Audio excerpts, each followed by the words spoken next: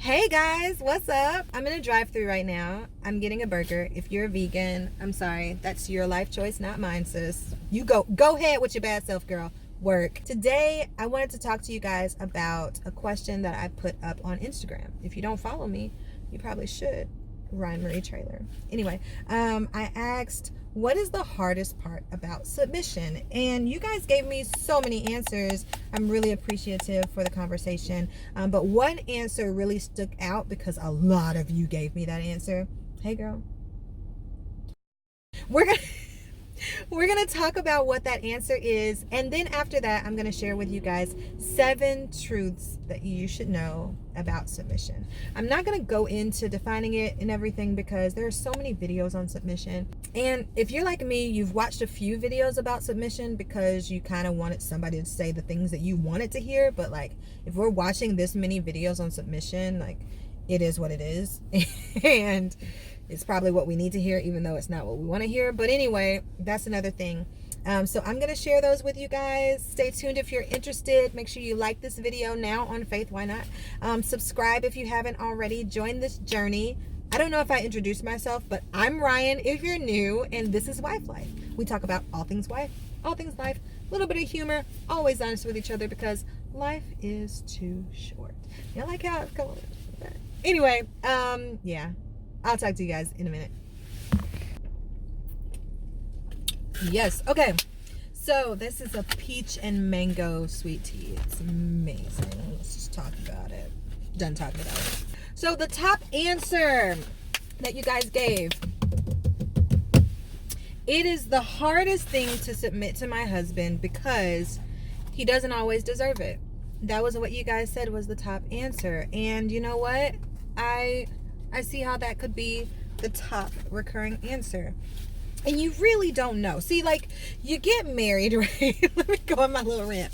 At the point that you're at that altar and you're like, I'm ready. This is the man that I want to submit to. He's a man of God. He follows the Lord. He is in tune with the Spirit. This is going to be a great leader. And then he makes the first couple of bad decisions or decisions that you don't all the way agree with. You're like, and then after that, he doesn't deserve it. Or he's made some mistakes. He's lost your trust. And now you're like, you don't follow what? Follow who? The more that you know about people, the more that we start to say people don't deserve certain things. Here's the truth about it. He doesn't deserve it. He never did. And now what? So what?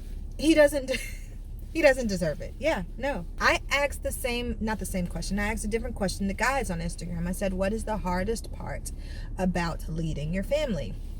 Number one response was, it's hard to lead. It's hard to feel like you need to have all the answers. And so I thought, what am I doing in my marriage? Is there anything that I do to make my husband feel like he's an island and like everything is a test and he needs to know at all times? It seems like when things go bad, everybody's looking for who's the one to blame, and it's like, oh, that was you.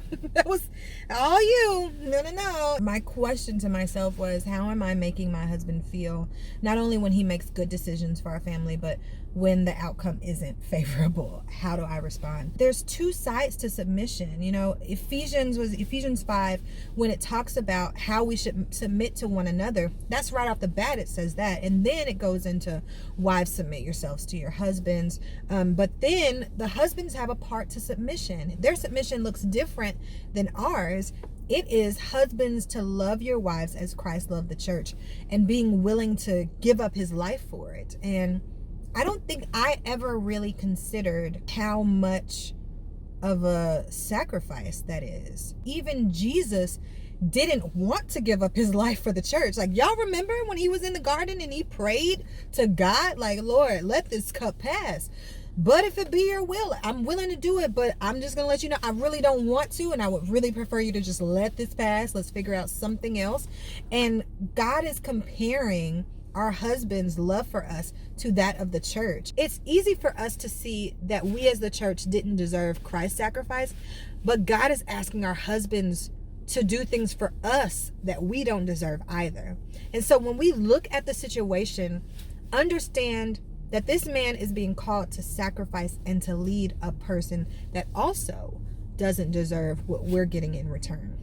And when we look at that, it makes it a little easier, but then also understanding that our submission to our husband is another form of worship. Remember, he says, submit yourselves to your husband as unto the Lord. And I've seen in a lot of these videos that talk about submission, they talk about the fact that we're not submitting so much to our husband, but to God. And so we should do it with gladness. And in one of the videos, she says to kind of picture the face of God, if we were to have a face for God, but maybe just an ambiguous face with the word God across it, whenever we look at our husband and he's asking us to follow something that we don't really love. Not something that goes against God, but something that we don't necessarily like, oh, this is not the best idea. I wouldn't choose to do this. That is another way that we're worshiping God. And when God tells us to present our bodies as a living sacrifice, and that is a reasonable worship or a reasonable act of service, in light of everything that God has done for us, right? In light of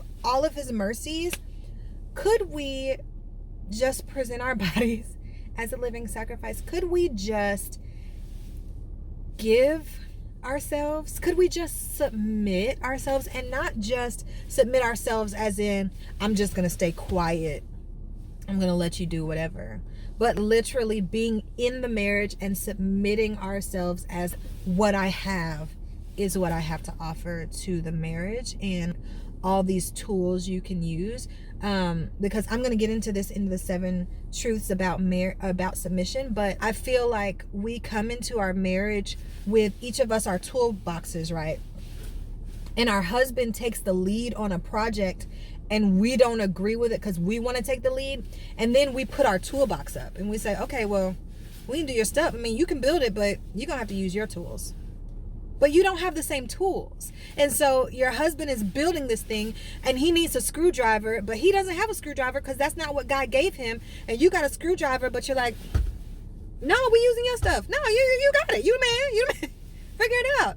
God is saying, would you submit yourself, not just as in a silent partner and let him build everything, but would you say to him, I've got this screwdriver, I'm going to give it to you to use. And not in like I got this screwdriver, let me screw it. But like, I got this screwdriver and I'm going to hand it to you and let you decide how you want to use it. But anyway, so there's that. If you're feeling like your husband doesn't deserve submission, no, he doesn't. But God does. And in light of his mercies, would we be willing to present ourselves as sacrifices?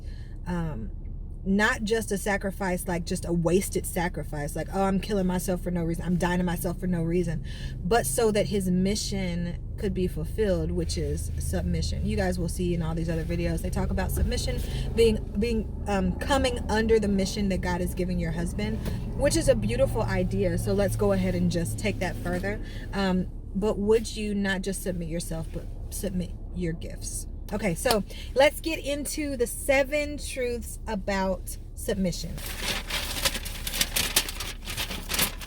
Number 1, submission isn't always easy. Submission isn't always the easiest route, and we should be prepared for that. I was fooled in the beginning. I thought, like, submission was going to be easy and it was going to be great, and because you have all this confidence in this guy, but at some point submission gets hard. And not only is submission not easy, but biblical submission is just as hard for men as it is for women, because you have to think about the fact that they're dying to self too, to be able to present back their wife, this is also in chapter 5, I'll link that, as a beautiful gift, that he would be able to say, I'm gonna lead my family to glory, to heaven, to the promised land. So keep in mind, it's not easy for either one of you. Number 3, biblical submission increases your influence with your husband. If you do it right, if it's biblical submission, in the Bible it talks about a woman who's married to an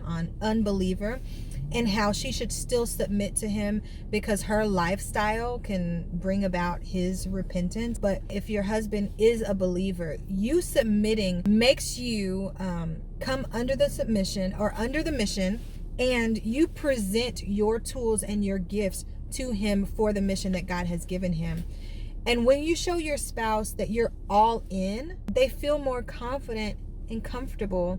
And then they start asking you questions. You know, you first get married and this guy feels like, you know, I've got to have all the answers and I can't fail in front of my wife. But when you are a submissive and gracious wife, we can talk about being a gracious wife later, your husband feels more comfortable that he can be truly himself. You allow him to maintain his leadership and his influence for you, and in turn, you gain more and more influence over him. Number 4, submission places God at the head of everything. 5, submission is not living in fear. Submission should not cause you to be afraid of your spouse. That's not biblical submission. That is not love. Submission, biblical submission, has love intertwined. If you are fearful and afraid, if there is abuse, if he is asking you to do anything outside of what God is asking you to do, then... Number 6, married women already know this. Single women, just prepare yourself. Not every decision works out. Not every one is a good decision. Sometimes we think like, if he's truly following God and I'm being a submissive and supportive wife, that these decisions will work out, and that's the secret sauce. But what are you gonna do? Like, what do you do when those decisions don't work out? And number 7, is that, hey, I did it right. Submission is not withholding who you are. It is offering who you are and what you have. The example of the toolbox. And I think that was really missing from my idea of submission. I will talk to you guys about that later. It'll probably be called submission gone wrong. I don't know. Submission is not withholding who you are. It's giving everything that you have to your marriage, but putting it under the mission that God has given your husband. Not coming in and being like, well, this is who I am and this is, you're gonna take everything. No, it's taking everything that God has given you. How do you contain it all and put it underneath and say, whatever you need from my toolbox, you got it. Okay, guys, that's it.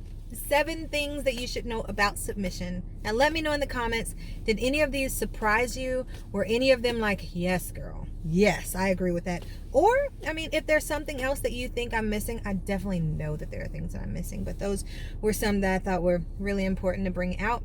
But let me know in the comments below. Until next time, I will see you guys. And let me know if there's any specific area of submission that you want me to talk about. We're going to talk about submission in parenting. We're going to talk about submission in decision making. And I think that's it. Yeah. So if there's another area that you want me to talk about, then let me know. But until next time, thanks for watching. Thank you for subscribing, liking, and if you'd like to share, that would be awesome too. I will talk to you guys later. Bye. I will trust your love.